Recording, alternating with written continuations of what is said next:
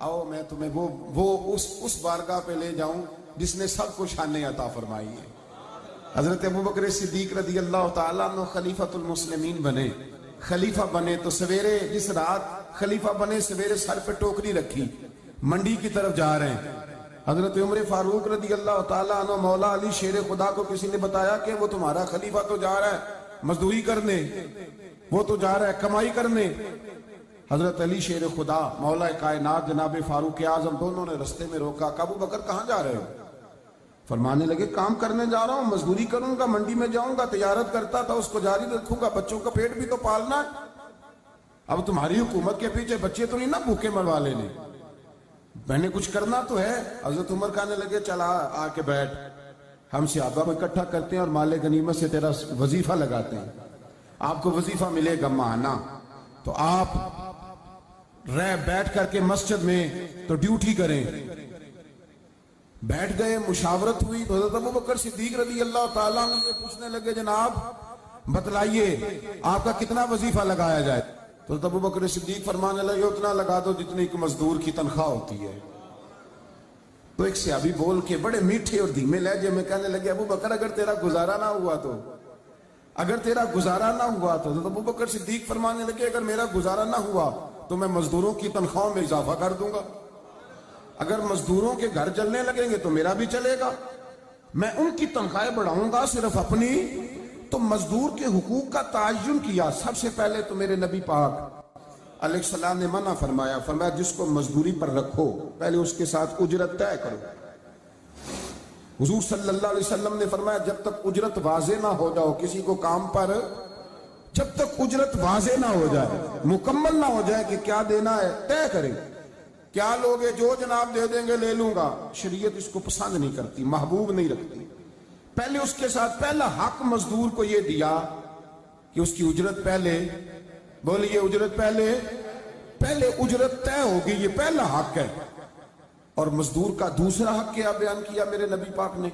फरमाया जब, और ये ऐसी आला बात है कि जितने हुकूक लिखने वाले हैं ना, जितने बैनुल अक़वामी सतह पर इंसानी हुकूक का चार्टर बनाने वाले हैं, वो कहते हैं कि ये ऐसा नुक्ता हुजूर ने बयान कर दिया है कि इससे आगे को बढ़ ही नहीं सकता। ये ऐसी बात है कि जिसकी शरह भी कोई नहीं कर सकता। मेरे हबीब करीम अलैहिस्सलातु वस्सलाम ने फरमाया पहले तय करो, और क्या खूबसूरत लफ्ज है, कानून बना दिया। फरमाया जब मजदूर मजदूरी कर ले तो उसका पसीना खुश्क होने से पहले पहले उसे अदा कर देना, उसका पसीना खुश्क होने से पहले उसे उसकी मजदूरी दे दो। एक सहाबी अपने खादिम गुलाम को मार रहे थे तो मेरे नबी पाक तशरीफ लाए। फरमाया क्यों इसे मार रहा है? हुजूर गलतियां बड़ी करता है। तो नबी पाक ने फरमाया जितना तुझे इस पर इख्तियार है ना, उससे कहीं बढ़कर मेरे रब को तेरे ऊपर बड़ा इख्तियार है। कहा हुजूर ये बड़ी गलती करता है, मैं आखिर कितना माफ करूं? तो हुजूर ने फरमाया उतना माफ कर जितना मेरा रब तुझे माफ फरमाता है। पता है तेरी सुबह से लेकर शाम तक कितनी कोताहियां, दरगुजर का हुक्म दिया। पहला हक ये दिया मजदूरी तय करो, दूसरा हक ये दिया पसीना खुश्क होने से पहले अदा करो, तीसरा हक ये दिया कि उससे दरगुजर करो, गलती हो जाए तो दरगुजर करो। तो या रसूल अल्लाह मजदूरी कितनी दें? मेरे नबी पाक बुखारी मुस्लिम हुजूर सैयद आलम सल्लल्लाहु अलैहि वसल्लम ने फरमाया मजदूर का हक बयान किया नबी पाक ने, और एक बात इरशाद फरमाई तो उसके अंदर कई पहलू, एक हदीस में कई पहलू बयान फरमाए। हबीब पाक ने फरमाया जैसा तुम खाते हो वैसा ही उसे, भाई बस खत्म हो गई बात। इतनी बड़ी बात कर दी सरकार ने। कभी देखा है आपने कि मजदूर को ऐसे खिलाया जा रहा हो जैसा मालिक खा रहे हैं? हुजूर ने फरमाया भाई मजदूरों का हक ये है कि जैसा तुमने खाना है वैसा उसे खिलाना है, और फरमाया जैसा तुमने पहनना है वैसा उसे पहनाना है। और फिर मेरे हबीब करीम अलैहिस्सलातु वस्सलाम ने इरशाद फरमाया उसकी हिम्मत से बढ़कर तुम उस पर बोझ नहीं डाल सकते, जितना काम वो कर नहीं सकता उतना तुम उसे दे नहीं सकते। और फरमाया अगर उतना काम देना है जो उसकी हिम्मत से ज्यादा है तो मैं उसके मालिक को कहता हूं वो भी उठ के मजदूर के साथ काम पे लग जाए, उठे उसके साथ काम में शरीक हो जाए। मजदूरी का भी तायुन फरमाया, और फिर उसको काम किस मिकदार का देना है। मजदूर को کس قدر زیادہ اس پر بوجھ ڈالا جائے گا، یہ بھی مصطفیٰ کریم نے بیان فرمایا۔ فرمایا جو لا یکلف اللہ نفسا الا وسعها، اللہ بھی تم پر وہ بوجھ نہیں ڈالتا جو تم اٹھا نہیں سکتے، تو کسی مزدور کو تم ایسا کام نہیں بتاؤ گے۔ حضرت عثمان غنی رضی اللہ تعالیٰ عنہ ایک دن حضرت عمر فاروق سے کہنے لگے عمر باس کر دے یار، تیرے بعد بھی تو لوگوں نے خلیفہ بننا ہے، کیسے کوئی تیرے رستے پہ چلے گا؟ تو حضرت عثمان غنی سے جناب عمر کہنے لگے کیا ہو گیا؟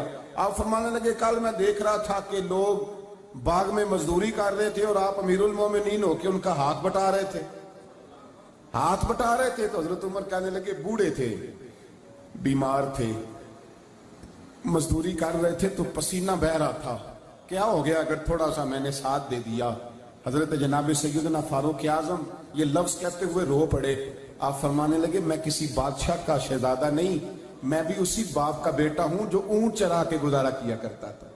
میں نے آگے بڑھ کے لوگ حیثیت بھول جاتے ہیں، اپنی حیثیت بھول جاتے ہیں۔ اللہ تبارک و تعالیٰ جب کچھ عطا کرتا ہے ان کا رویہ اپنے ماتحتوں کے ساتھ اتنا سخت اور جابرانہ آمرانہ ہو جاتا ہے، اس قدر زیادہ ان کے لب و لہجے میں کڑواہٹ آ جاتی ہے، اس قدر زیادہ ان کی طبیعتوں کے اندر سختی اور غرور بھر جاتا ہے کہ وہ احساس ہی نہیں کرتے کہ جو سامنے بیٹھا ہے وہ بڑا ایک دکھی انسان ہے اور وہ تکلیف میں ہے، وہ آزمائش میں اپنے آپ کو مبتلا سمجھ رہا ہے۔ حضرت ابو ذر غفاری رضی اللہ تعالیٰ عنہ فرماتے ہیں میں اپنے ماتحتوں کے حق میں بڑا سخت تھا، سخت تھی میری طبیعت، میرے غلاموں کی جرت ہی نہیں تھی کہ وہ میرے سامنے گفتگو کر سکیں اور ٹھہر بھی سکیں۔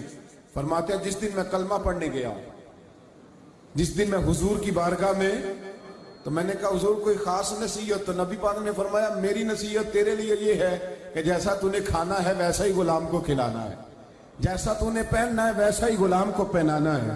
حضرت ابو ذر کہتے ہیں جو میرے اندر کمی تھی وہی میرے نبی نے نصیحت کر دی، جو میرے اندر کوتاہی تھی وہی غیب جاننے والے رسول نے بتلا دی۔ فرماتے ہیں میں گھر گیا، جب میں جاتا تھا تو ملازموں کا سانس خشک ہو جاتا تھا، وہ کانپنے ہانپنے لگتے تھے کہ جانے اب یہ کیا کرے گا۔ حضرت ابو ذر غفاری فرماتے میں گیا، ایک شخص سے میں نے کہا کھانا پکاؤ، کھانا پکایا، دسترخوان پہ لگایا اور اپنے سارے ملازموں کو کہا آؤ یار میرے ساتھ بیٹھ کے روٹی کھاؤ، آؤ سارے میرے ساتھ بیٹھ کے کھانا کھاؤ۔ فرماتے ہیں انہوں نے کھانا کھایا، پھر میں ان کو بازار لے گیا، جیسے کپڑے میں پہنتا تھا ویسے میں نے ان کے لیے بھی خریدے۔ فرماتے ہیں میرے غلام کہنے لگے آقا خیر تو ہے نا، خیریت تو ہے نا، کیا ہوا؟ مزاج مبارک تو ٹھیک ہے، کیا ہو گیا؟ اور یہ جو ہم فضا کو اتنا خوبصورت دیکھ رہے ہیں اور یہ جو ہم اتنی پیاری ریم جھیم برستی دیکھ رہے ہیں یہ جاری رہے گی یا ایک دن کی ہے؟ تو حضرت ابو ذر غفاری رو پڑے، کہنے لگے اب تمہیں ابو ذر غفاری بدلا ہوا ملے گا، اس لیے کہ اب میں وہ نہیں رہا، اب میں رسول اللہ کا کلمہ پڑھ کے غلام مصطفیٰ بن گیا ہوں، اب میں بدل گیا ہوں، میری طبیعت بدل گئی۔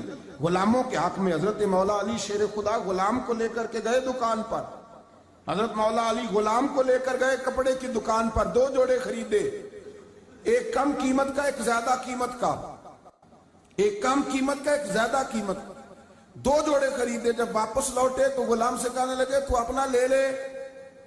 غلام کو پتا تھا کہ اس زمانے میں ہوتا کیا تھا، اس نے کم قیمت کا جوڑا اٹھایا، حضرت علی فرمانے لگے عجیب آدمی ہے، یہ تو تیرا نہیں یہ تو میرا ہے۔ اس نے کہا حضور کس طرح سے؟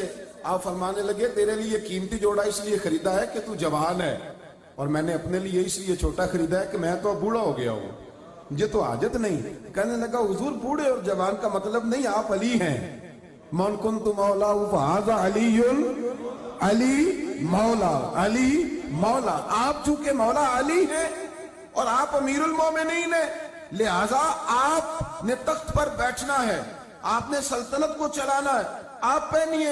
تو حضرت علی فرمانے لگے تو میرا غلام بنا ہے نا، تو نے ابھی میرے نبی کا دیدار نہیں نہ کیا، تو بعد میں آیا ہے نا، اگر تو اس دور میں ہوتا تو جان جاتا کہ یہ عمل میرا ہے، پر اس کے پیچھے جو نصیحت کے پھول ہیں وہ مصطفیٰ کے عطا فرمائے ہوئے۔